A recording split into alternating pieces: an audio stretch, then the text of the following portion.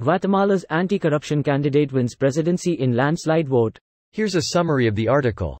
Guatemalan presidential candidate for the Semilla party, Bernardo Arevalo, celebrates the results of the presidential runoff election in Guatemala City, on August 20, 2023. Guatemala City, Guatemala. In Guatemala, a reformist candidate has beaten the odds and will become president-elect.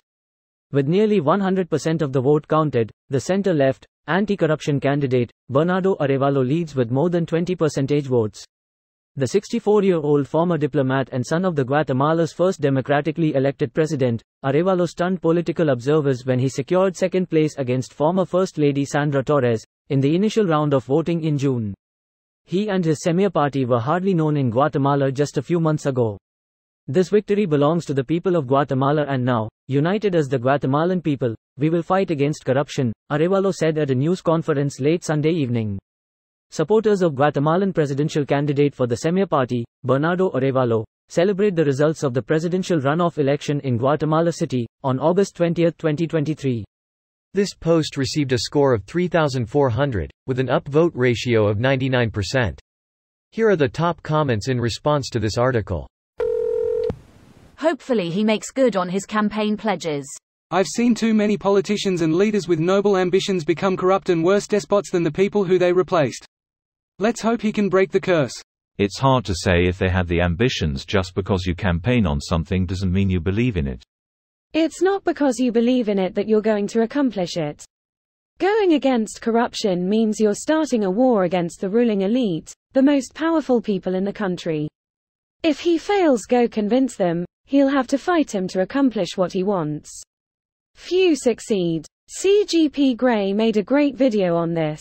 Greater than going against corruption means you're starting a war against the ruling elite. The most powerful people in the country. Passing major changes in democratic systems also requires having lots of allies and partnerships. When fighting against corruption, you're trying to assemble allies and partners, but also you simply can't offer them as good of deals as the corrupt side can. It's a message of, follow me and live in a more honest system, versus, follow me and I'll make you rich. And for a lot of the lower-level government officials, the second offer is much more tempting. Even beyond that, being the only honest person in a system full of corrupt people can make them a target for the corrupt officials, and so the people willing to fight corruption are often systemically pushed out of the system, making it harder to get that critical mass of honest officials. I hope this works out. I went to Guatemala 20 years ago.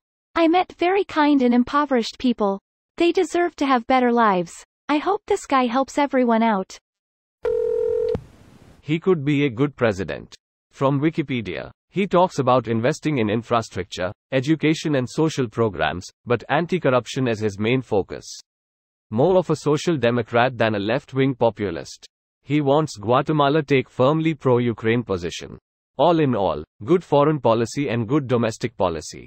Being from another Latin American country, I can already speculate this guy is also corrupt like the last ones, lol. I've heard the same anti-corruption speech from many Latin American dictators before, so forgive me for being skeptic until I see results. It's not like someone is going to claim to be pro-corruption. Problem with corruption is it's a very hard nut to crack once it takes hold. You'll have a large portion of society that thinks it's just part of the way things are, and you'll have the crime bosses who may try to kill you. So you'll either lose outright, or lack any support for trying to address it. Thus, the rich keep on influencing policy in an unbalanced way. This video was automatically created by Reddit to speech. The article and comments in this video were selected from Reddit according to their upvotes, and any paraphrasing was performed by smmry.com, without any human intervention.